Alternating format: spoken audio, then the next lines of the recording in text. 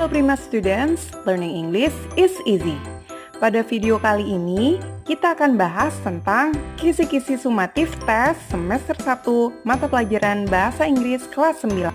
Pada buku paket Fokus kelas 9, di chapter 1 terdapat 4 pokok bahasan, di antaranya report text, possessive adjective, noun group, dan passive voice. Nah, sebelum kita bahas satu persatu, untuk mendukung channel ini, jangan lupa subscribe, like, dan tekan tombol loncengnya untuk mendapatkan notifikasi-notifikasi berikutnya. Kita mulai dengan report text, yaitu main ID atau topik. Main ID ini bisa berupa per paragraf ataupun secara keseluruhan teks. Untuk pertanyaan kedua, itu berupa informasi spesifik atau detail information. Pertanyaan ketiga berupa pernyataan yang tidak benar. Nah, kalian akan diminta untuk identifikasi kalimat mana atau pernyataan mana yang benar atau tidak benar. Untuk pertanyaan berikutnya, yaitu mengenai referensi mengacu pada hal yang dibicarakan sebelumnya. Nah, berikut ini adalah contoh bentuk pertanyaannya. What is the topic of the text? What does the second paragraph mainly discuss? Which statement is not true according to the text?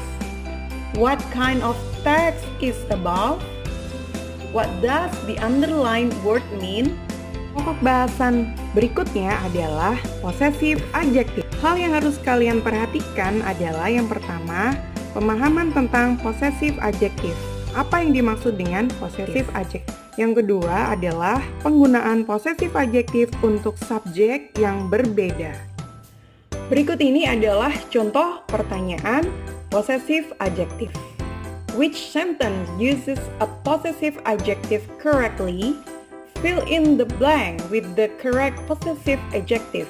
Which of the following is not a possessive adjective? Bahasan yang ketiga adalah noun group. Hal yang harus kalian perhatikan adalah diantaranya yang pertama, mengidentifikasi noun group. Apakah kalimat ini termasuk noun group atau bukan? Hal yang kedua adalah melengkapi noun group.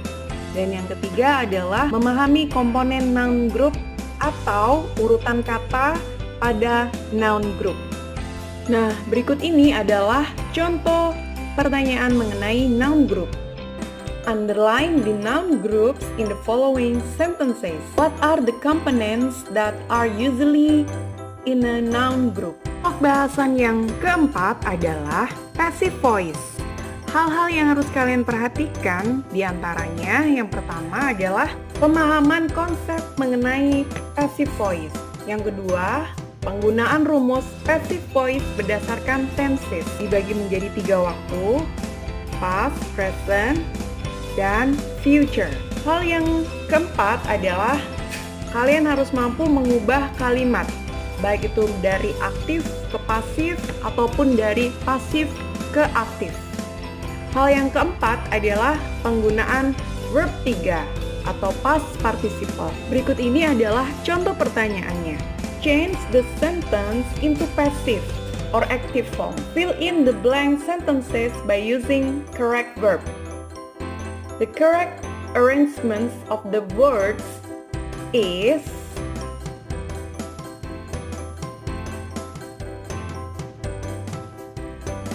Oke, Prima Students, sekian pembahasan kita.